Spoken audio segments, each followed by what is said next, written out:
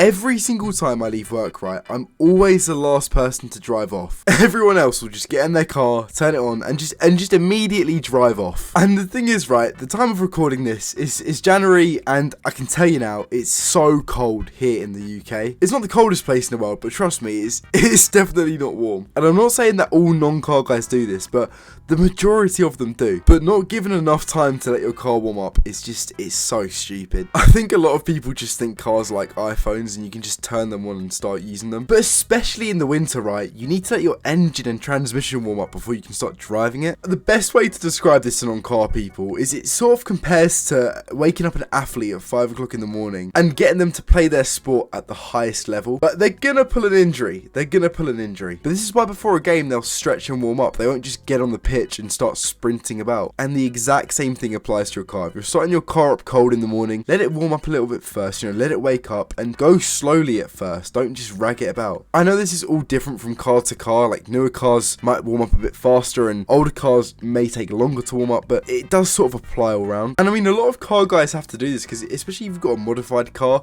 you do have to let them warm up. But I don't know, it's just, I think sometimes you just got to treat your car with respect. I mean, most damage is done to a car when it's cold, which I think says enough really. One thing I think is really stupid, which a lot of non-car guys do, and don't get me wrong, car guys also make these mistakes, but you do see this a lot more with non-car enthusiasts, and it's especially something people do for clout and attention, or just for the look of it. And it's when people buy cars for the quote-unquote prestigious badge. For example, right, they'll spend way more money than they actually have buying something like a Mercedes or BMW or Audi for the like the quote-unquote prestigious badge. And it's ridiculous because they're spending more money on something they're not really interested in. They just want it because it's, prestigious or it has value. When in reality, Mercedes, especially Mercedes actually, they're one of the most depreciating car brands out there. They always spend more money on the new ones as well. Like they always have to get the newest one they can get. Or sometimes they'll just get one that's a bit more depreciated and it will just be a complete money pit because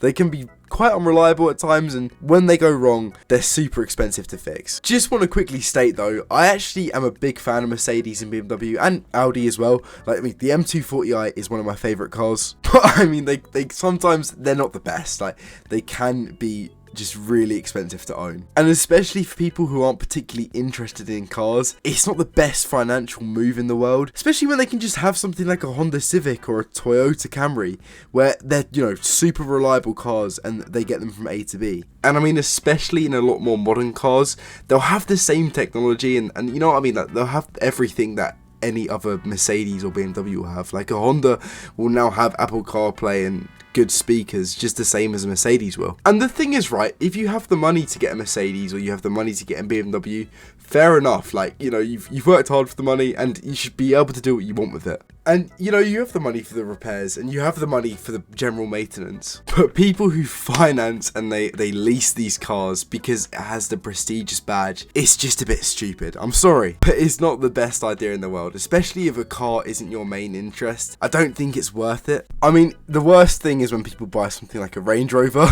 because they really are money pits. The next thing I want to talk about is a real basic, it's just very basic and loads of people don't do it. And I'm talking about going outside, filling up a bucket of water and just giving your car a wash. Sometimes literally just a rinse or anything. I see so many cars and they just look absolutely disgusting. Like, I don't even know what they do to them, but like, I've seen cars that are white, well, they were white, and they just look brown. I don't even know what colour they've turned into. But genuinely, so many people who aren't interested in their cars just let their cars sit for weeks and months on end, just collecting dust. And I mean, sometimes I won't clean my car for a couple of weeks, but it can really devalue your car over time if you don't regularly wash it at least once a month. I drive past an NB MX-5 every day and it's just parked underneath a tree and it's just collecting just piles of dust and dirt and leaves and all sorts. And honestly, I just want to get a hose,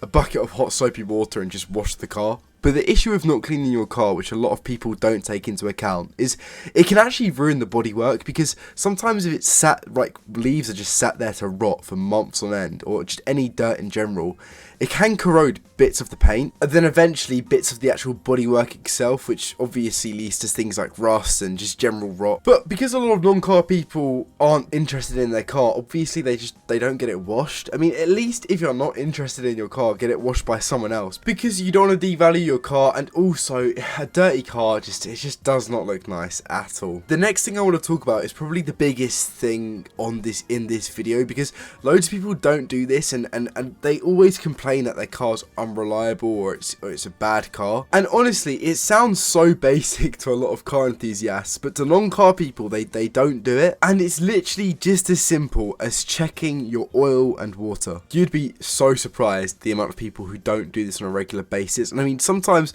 you know, I won't do it every so often as I should do, but it's so important, especially if you drive quite a lot of miles in your car, because I mean, this can really affect things like this. I mean, there was one point in my old job where I would drive around an hour and a half to work, then an hour and a half back, and then also during that time I went from London to Paris, and then obviously back to London again. During that time I had to refill my oil quite a few times because it went down so much. And now I'm quite lucky because I only drive 10 minutes and back from work, so you know, I've checked my oil level so much now and it just consistently stays the same. But if you're driving a lot of miles and you're using your car a lot, it's definitely a thing that needs to be regularly checked, because at the end of the day, right, these things are machines and they need to run correctly, and machines and combustion engines, you know, they need to be maintained, they need to be looked after, otherwise they will have issues or they will break down. And for people who aren't particularly interested in cars, you know, if they only get their oil changed or checked every time the car's serviced, that could be like once a year, and that's just not enough for a machine, especially for a machine that's driven thousands of miles and, you know, used and abused in all sorts of different ways. Now this next one is quite underrated, and to be fair, I didn't do this until pretty recently, which is kind of stupid, and it's another simple bit of maintenance, and it's literally just checking your tyre pressure. The thing is, right, tyres are the thing that's connecting you to the road, and what loads of people, especially non-car people, don't realise is that these things need to be maintained. And it's sort of like the oil and water thing, where when you do a lot of miles, tyre pressure can drastically change, especially in different like weather conditions and stuff like that. The thing is, right, I was noticing for quite a while how one of my tyres just looked a little bit deflated, and then I pressurised it, and it was the PSI was massively different compared to the other tyres. And then when I pumped up all the tyres to the correct PSI, you felt such a difference in the ride. And also it can save things like fuel and make your handling better, but it's one of them things where I think it's so underrated and not enough people talk about this. It'd be interesting to know what sort of bad habits you've seen non-car people do. I think for me, the worst one is not washing your car. You've got to keep your car clean at least. But if you did find some enjoyment in this video, please subscribe. I mean, it is free, so you might as well. And hey, feel free to check out these videos here. I'll see you very soon. Ciao for now.